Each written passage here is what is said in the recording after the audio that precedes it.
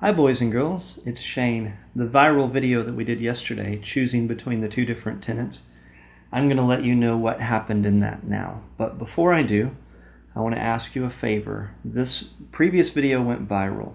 If you don't share or comment on this one and let me know what you think, no one is going to see this one. And for the next month, every time I go live, somebody's going to be asking me, over and over and over again, which of those tenants did you pick? Hey, did you pick the first tenant? Or hey, did you pick the second tenant? So please, please, please comment, share, follow, etc. on this video. It helps me greatly. So without further ado, these are the things that we saw. The first tenants we loved. Loved their attitude, loved everything about their personalities. They were humble and kind and communicative. They texted and everything flawlessly with us and communicated everything. My red flags with them were they clearly were concerned about the size of the space. This isn't a huge house. And they were taking some measurements and trying to figure out if even their sofa could fit in the home. They were worried about having enough room for a studio space, those kinds of things. So that was my biggest red flag with them. Everything else was great. Their employment history was good. They've been together long enough that they probably had enough stability. Both of them were employed. They seem to have well-behaved children. These are all very good signs. So I was very, very pleased with them. The second family, the guy was extremely capable of communicating, also communicated well both in text and in person. He was honest with me about things that would be problems, like the kids coloring on the walls.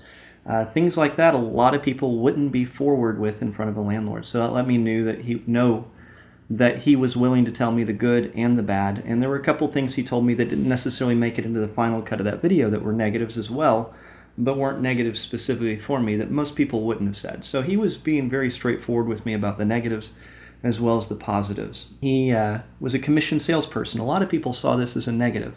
I was a commission salesperson from the time I was 18 till probably 24 or so. I didn't make a salary or anything, just commission only. And my family all told me, no, you need more consistent money than that. That's not a real job, Shane. You need it. But it's really important to learn to be able to function on a commission-only structure. Will there be months that he doesn't have money? Yes. Will there be months that he has a lot of money? Yes. Those two things are true for commission-only salespeople. But he's been commission-only for 10 years. You don't stay as a commission salesperson for 10 years and not figure it out. So he's got enough experience that I'm willing to rent to a person in that structure. If he had just started commission and he'd only been doing it a couple months, that would be a little bit more skeptical. But a long track record, I'd say 2 years or more as a commission-only salesperson, is not a red flag to me at all. But ultimately it came down to this. The first family let me know afterwards that they decided it was too small, which I suspected they might feel that way anyway. So the first family contacted me yesterday and let me know that they were concerned it was too small and that I should probably rent it to someone else. And I kind of suspected they already thought that, so that just confirmed my suspicion. So we are going to rent it to the second gentleman. His wife and kids and everything are going to be relocating here, so they're going to become our new tenants. So that is the answer to your question. Make sure to share, repost this video so I don't have to answer this question for the next month every single time I go live. Thank you in advance for that. And sometimes it's just two candidates like this. Sometimes we have 10 people we have to choose from. And imagine how much more difficult of a decision it is if we have 10 different tenants we have to pick from. It can be very challenging, and everybody can make a good case as to why they deserve it or why they would be the best tenant.